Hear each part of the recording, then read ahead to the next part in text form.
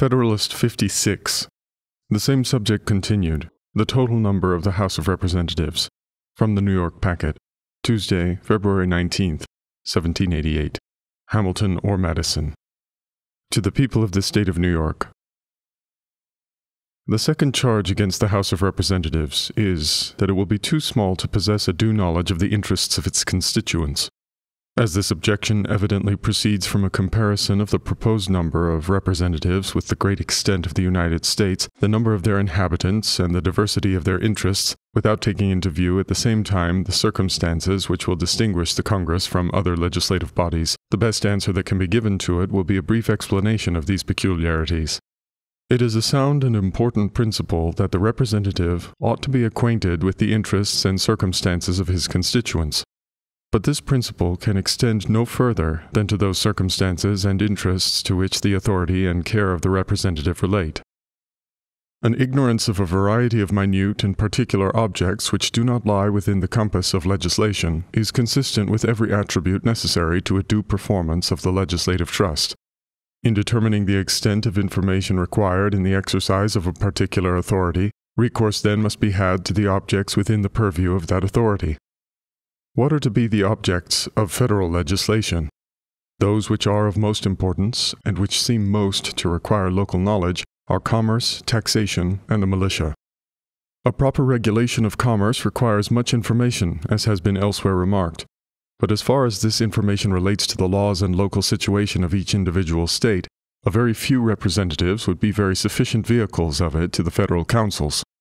Taxation will consist in a great measure of duties which will be involved in the regulation of commerce. So far, the preceding remark is applicable to this object.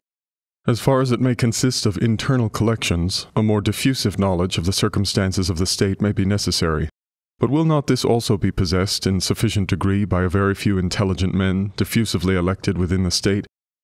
Divide the largest state into 10 or 12 districts, and it will be found that there will be no peculiar local interests in either, which will not be within the knowledge of the representative of the district.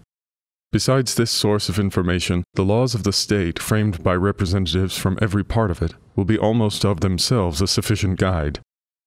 In every state there have been made, and must continue to be made, regulations on this subject which will, in many cases, leave little more to be done by the federal legislature than to review the different laws and reduce them in one general act.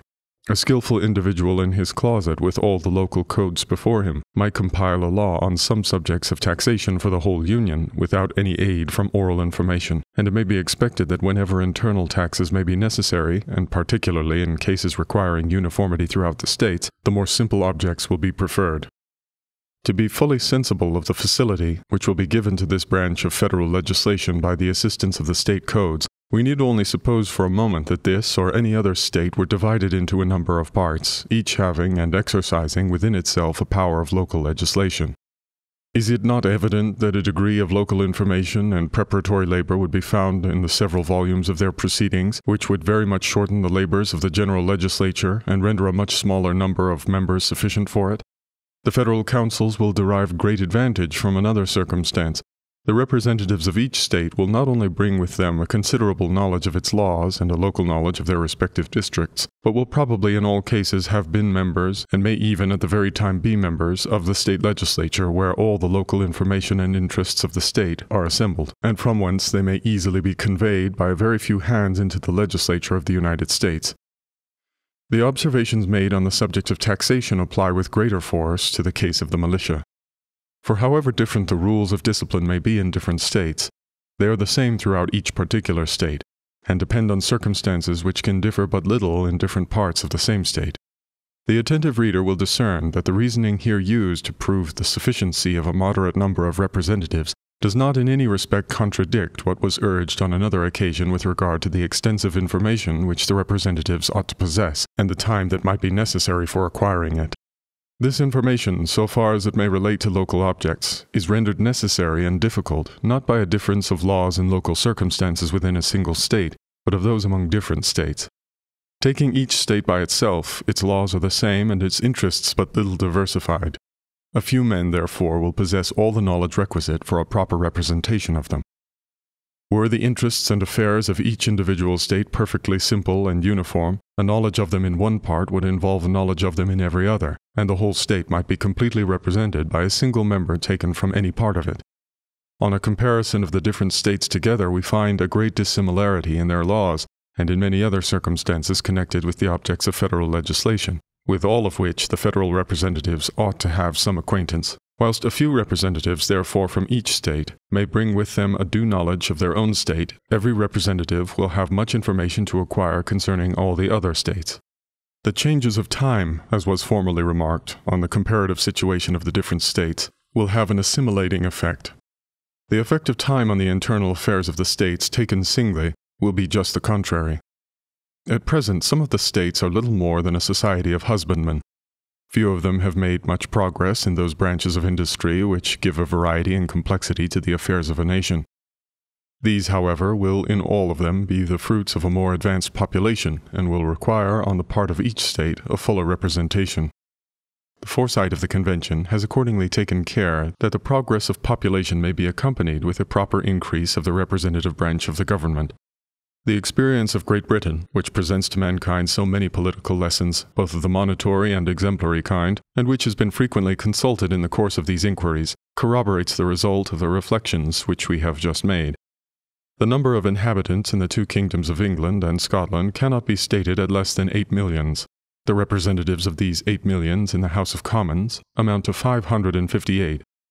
Of this number, 1/9 are elected to 364 persons, and 1/2 by 5,723 persons. Berg's Political Disquisitions.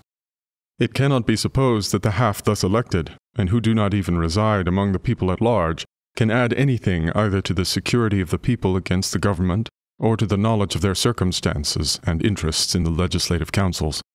On the contrary, it is notorious that they are more frequently the representatives and instruments of the executive magistrate than the guardians and advocates of the popular rights. They might therefore with great propriety be considered as something more than a mere deduction from the real representatives of the nation. We will, however, consider them in this light alone, and will not extend the deduction to a considerable number of others who do not reside among their constituents, are fairly connected with them, and have very little particular knowledge of their affairs. With all these concessions, 279 persons only will be the depository of the safety, interest, and happiness of 8 millions. That is to say, there will be one representative only to maintain the rights and explain the situation of 28,670 constituents in an assembly exposed to the whole force of executive influence and extending its authority to every object of legislation within a nation whose affairs are in the highest degree diversified and complicated. Yet it is very certain, not only that a valuable portion of freedom has been preserved under all these circumstances, but that the defects in the British Code are chargeable, in a very small proportion, on the ignorance of the legislature concerning the circumstances of the people. Allowing to this case the weight which is due to it, and comparing it with that of the House of Representatives as above explained, it seems to give the fullest assurance that a representative for every 30,000 inhabitants will render the latter both a safe and competent guardian of the interests which will be confided to it. Publius.